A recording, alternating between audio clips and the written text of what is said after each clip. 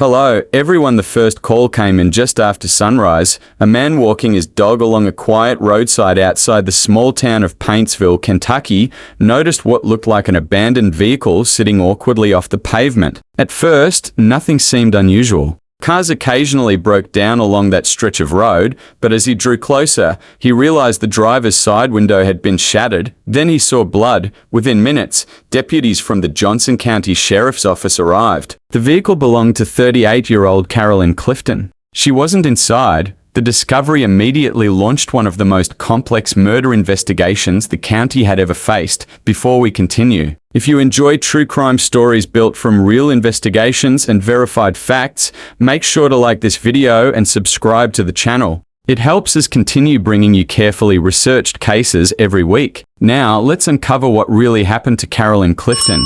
Carolyn wasn't someone who lived a high-profile life. She worked hard, cared deeply about her family, and was known throughout the community as someone willing to help anyone in need. Friends described her as dependable, honest, and fiercely protective of the people she loved. She had left home the previous evening after receiving a phone call. She told relatives she needed to meet someone briefly and expected to return within an hour. She never came home. At first, investigators believed they were dealing with a possible carjacking or kidnapping. The broken window suggested violence. Personal belongings were still inside the vehicle, including Carolyn's purse and several unopened grocery bags. If robbery had been the motive, why leave everything behind? As search teams combed nearby woods, volunteers joined deputies in hoping Carolyn might still be alive. Hours later, those hopes disappeared. Her body was discovered hidden in a remote area several miles from where her vehicle had been abandoned. The county was stunned. Detectives immediately secured both scenes and began collecting evidence. The medical examiner confirmed Carolyn had been murdered. Whoever committed the crime had taken deliberate steps to hide her body. That suggested planning. It also suggested the killer knew the local area well. Investigators started where they always do: family, friends, co-workers, neighbors, everyone who had spoken with Carolyn during her final days. One detail quickly caught their attention. Several people mentioned Carolyn had recently seemed worried. Not frightened exactly, just distracted. She had told one friend she was dealing with a problem that would soon be resolved. She never explained what that problem was. Phone records became the next priority. Detectives reconstructed every call Carolyn made during the final 48 hours of her life. One number stood out immediately. It belonged to someone she had spoken with repeatedly just before she disappeared. That person was interviewed. His explanation seemed reasonable. His timeline matched several witnesses. Nothing connected him directly to the murder. Once again, detectives found themselves with more questions than answers.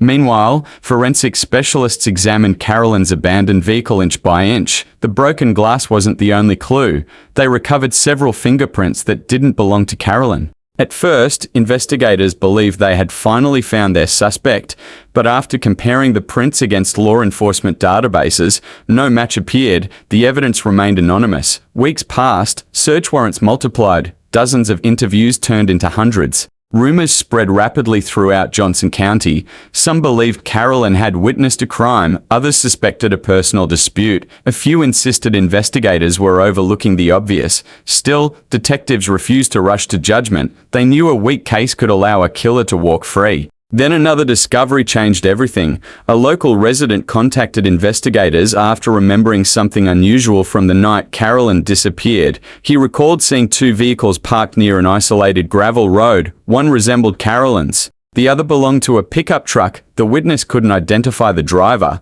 but he clearly remembered the truck because of distinctive damage to one side. Detectives began checking repair shops, insurance claims, and vehicle registrations throughout the county. Eventually, one truck matched the description perfectly. The owner agreed to speak with investigators.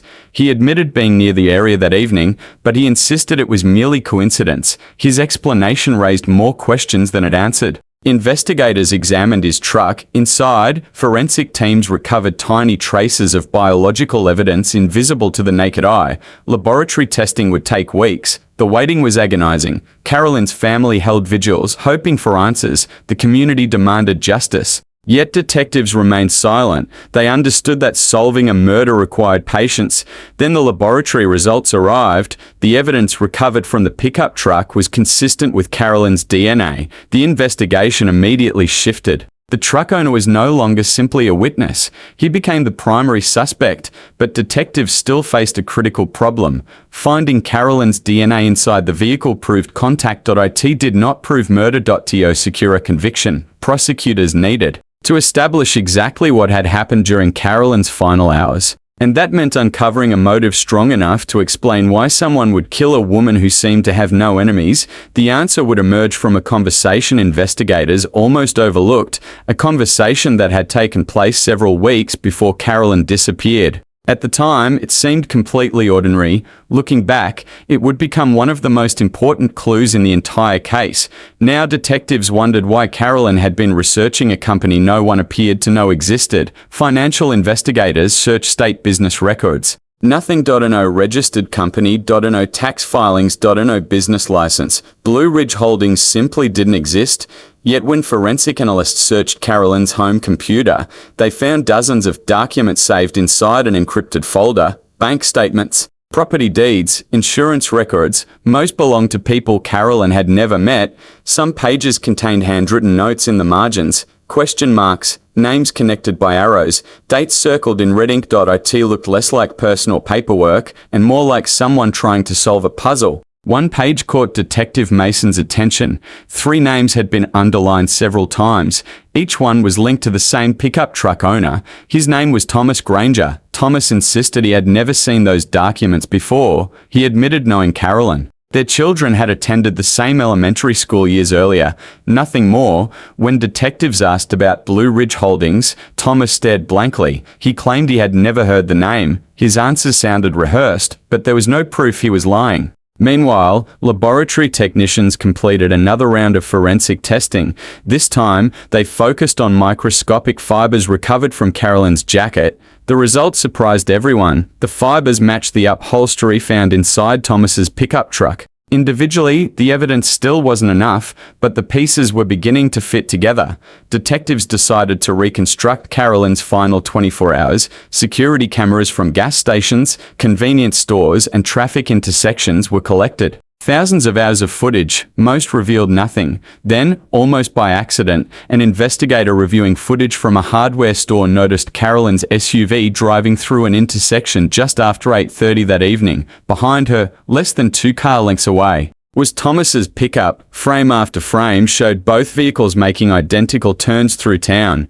Neither driver appeared aware they were being recorded. It looked as though Thomas had been following Carolyn. Detectives immediately obtained additional footage. The pattern continued. For nearly 30 minutes, the pickup remained behind Carolyn's SUV, sometimes closer, sometimes farther away, but always there. When confronted, Thomas offered another explanation. He claimed they were simply traveling in the same direction. Pure coincidence, yet detectives noticed something else. His route made no sense. Instead of heading toward his own neighborhood, Thomas had driven miles out of his way, straight toward the isolated gravel road where Carolyn's vehicle was later discovered. The investigation intensified. Search warrants were executed on Thomas's home. Inside his garage, investigators found shelves lined with tools, camping equipment, and old storage containers. Everything appeared ordinary until one detective noticed fresh concrete near the back wall. It had been poured recently, too recently. Workers broke through the concrete, expecting to uncover a weapon. Instead, they found a metal lockbox. Inside were dozens of disposable cell phones, bundles of cash, and a notebook filled with names. Each name had a number beside it. Some were crossed out, others were highlighted. Carolyn's name appeared near the bottom of the list. Unlike the others, her name had only one word written beside it: problem. The discovery stunned investigators. Thomas refused to explain the notebook. His attorney immediately advised him to remain silent. For prosecutors, the notebook was powerful, but they still needed to prove why Carolyn had become a problem. The answer arrived from an unexpected witness. An accountant named Melissa Quinn contacted detectives after seeing Thomas's photograph on the evening news. She recognized him immediately, not as Thomas Granger, but under a different name, David Mercer. Melissa explained that years earlier, she had prepared financial records for a private investment group. The business suddenly disappeared after millions of dollars went missing. Several investors lost everything. She had always suspected fraud, but before authorities could investigate, the people involved vanished. Detectives reopened those old files. Photographs confirmed Melissa's identification. Thomas Granger had indeed been using another identity years earlier, and Blue Ridge Holdings, the company Carolyn had been investigating, was never meant to exist. It was simply one of several names used to move money between fake businesses. For the first time, investigators believed they understood the motive. Carolyn hadn't been searching for danger. She had accidentally uncovered it, but one question still haunted the detectives. If Thomas wanted to silence Carolyn, how had he convinced her to meet him alone that night? The answer was hidden inside Carolyn's recovered phone, not in her messages, not in her emails, but inside a voice recording she never intended anyone else to hear. And when forensic analysts finally restored the damaged audio, every detective in the room fell silent.